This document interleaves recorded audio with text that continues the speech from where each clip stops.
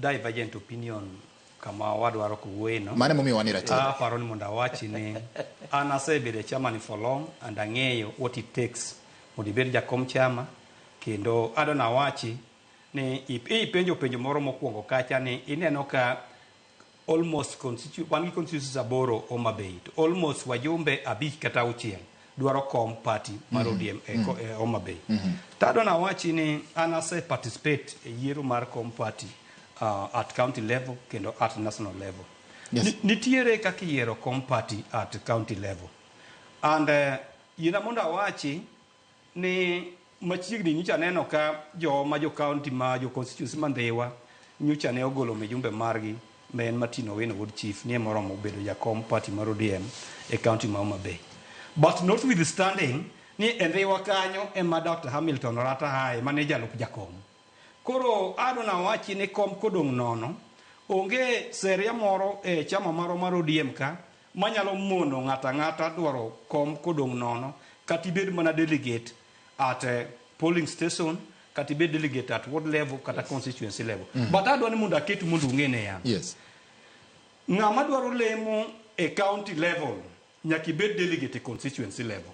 Mane ma qualify mondo mi idhi lar kom e county level. That's true. To kendo mano ema akela wacho ni kata wajumbe manowuok machalo jo Suba South go wacho ni gin senator Kajwage morom, jo Karachuonyo wacho ni migosi Adipo Kume morom, jo Kasipul bende wacho ni migosi Ng'ondo Were oromo, to jo Homa Bay Town be wacho ni Kaluma morom. Jo Ndhiwa bende wacho ni Jo Ndhiwa be wacho no Owino Wood Chief morom. Ginto mare gin is misconceived nikech Ndhiwa kanyo suppose ni koro yiero Owino Wood Chief obedo jakom. Tiende ne ya kome modong' nono to jalup ne kamoro ata nitie cha to kodong' nono. Koro Ndhiwa sa constituency ok nyal bedo gi komba ariyo ne gikawo jakom Owino Wood Chief.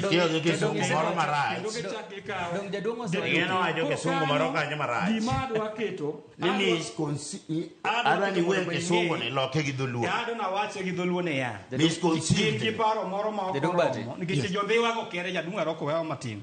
Jo Ndhiwa go kende. Nyaka sani. Nyaka sani. Aparo ni ging'eyo ni wuod gi ma Hamilton Rata nyicha ne deputy party.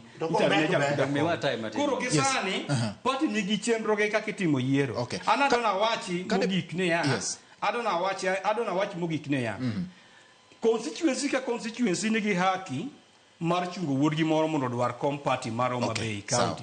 To gima biro mata nikech gini yiero gi Central Management Committee mar ODM biro golo guideline kaka itimogi, gibiro golo kalenda gi tarakimu gi yo midhi tim go gini. Inyalo time kotim filling in mana kuonde ma samoro jomoko nothoe gi samoro ma jomoko weyo, to kata inyalo tim grassroots election awaiting kamoketo